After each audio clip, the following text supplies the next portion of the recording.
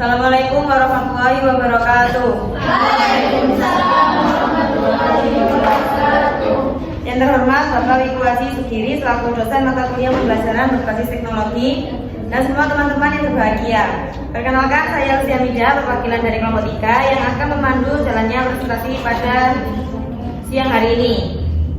Sebelum memulai presentasi pada hari ini, mari kita bersama-sama membaca basmalah terlebih dahulu. Langsung saja dari pemateri dipersilakan untuk menyampaikan materinya. Baik, kelompok kami akan menyampaikan tentang pengembangan dan pemanfaatan teknologi visual dalam pembelajaran. Anggota kelompok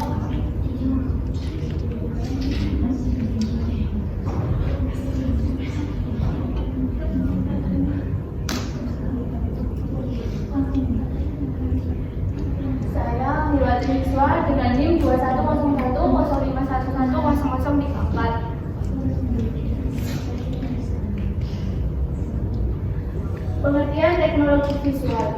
Menurut Gerlah, media visual adalah secara umum media itu meliputi orang, bahan, peralatan, atau kegiatan yang menciptakan kondisi yang memungkinkan siswa memperoleh pengetahuan, keterampilan, dan sikap. Kemudian pengembangan teknologi visual. Pada awal sejarah pendidikan, guru merupakan satu-satunya sumber untuk memperoleh pelajaran.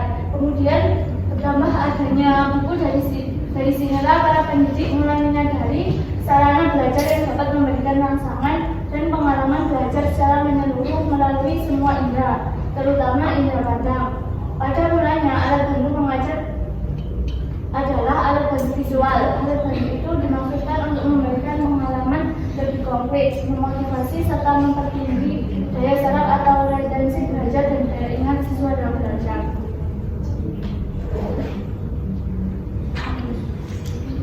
Kemudian jenis-jenis media visual dalam pembelajaran. Yang pertama, gambar atau foto. Gambar atau foto merupakan media yang paling umum digunakan karena media ini merupakan media yang mudah dimengerti atau dinikmati. Kemudian cat atau bagan. Cat atau bagan ini merupakan media yang penyajiannya secara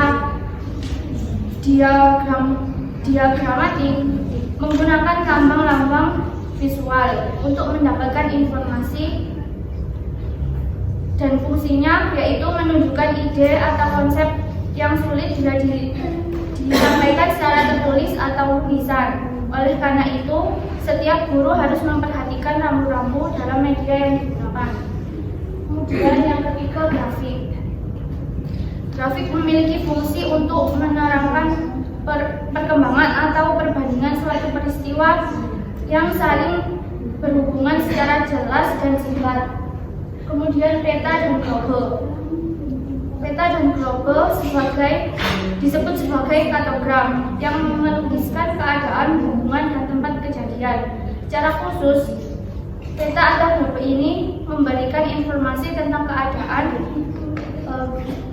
contohnya seperti permukaan bumi, tempat-tempat atau arah dan jarak.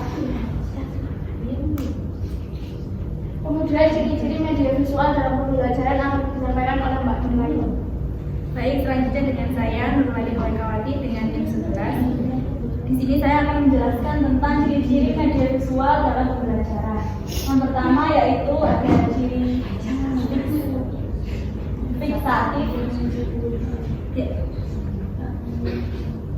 yaitu memungkinkan sesuatu rekaman yang terjadi pada suatu waktu dapat ditransportasikan tanpa mengenal waktu. Contohnya itu seperti ada peristiwa sejarah dan itu untuk pembelajaran bisa dijadikan film, video, ataupun gambar.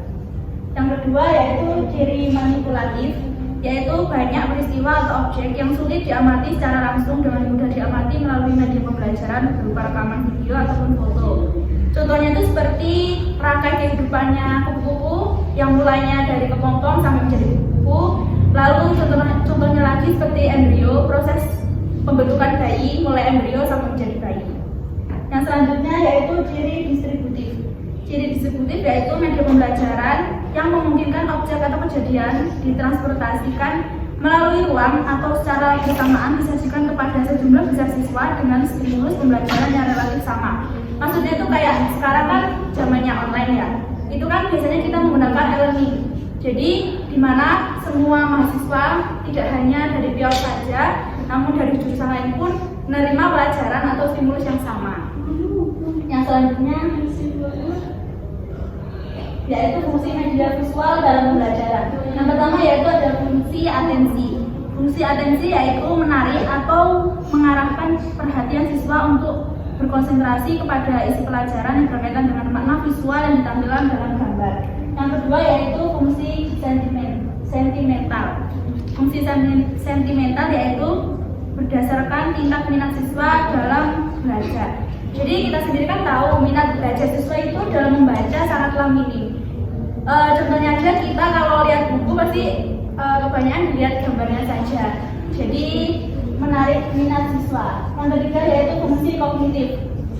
Dalam fungsi ini berdasarkan penelitian bahwa simbol visual dapat memperkuat dalam mencapai tujuan pembelajaran. Dengan media visual siswa lebih mudah dalam mengingat atau menangkap suatu informasi dari suatu gambar tersebut. Yang keempat yaitu fungsi kompensasi, yaitu menurut hasil penelitian media visual memberikan konteks pemahaman teks untuk membantu siswa dengan kesulitan pemahaman membaca, menyusun informasi dalam teks, dan memahami satu sama lain dengan memori. Dengan kata lain, diperuntukkan bagi siswa yang lambat menyerap atau memahami isi pembelajaran yang disajikan secara tertulis ataupun lisan. Selanjutnya akan disampaikan oleh Mbak Lucia Terasi. Saya Asmani 2101 tentang teknologi visual dalam pembelajaran. Dari satu, lebih spesifik dan realistis dalam memunculkan topik. Yang kedua, dapat mengumpulkan waktu. Tiga, dapat mengatasi kesenjangan bermanfaat. Empat, masalah dan masalah. Baik, itu tadi penyampaian materi dari kelompok 2. Memasuki sesi selanjutnya yakni sesi tanya jawab. Pada sesi pertama ini saya buka 3 penanya. Untuk teman-teman yang ingin bertanya dipersilakan. Saya ingin bertanya, Silakan. mengapa media visual dapat dalam proses pembelajaran dapat mempercepat pemahaman siswa terhadap materi ajar? Nama saya Korida Lubidialia, NIM belakang 054. Makasih. Ada yang ingin bertanya lagi?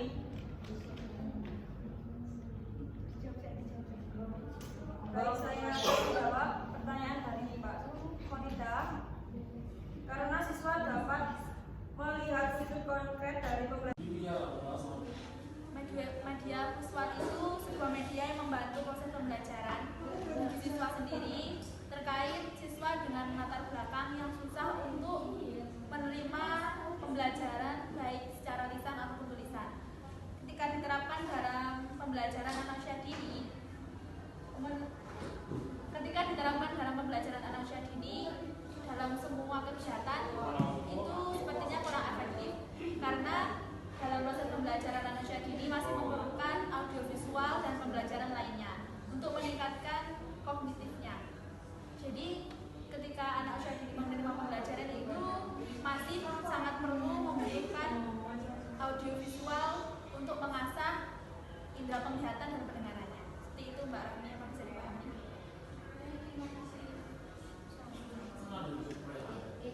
Apa ada yang ingin bertanya lagi?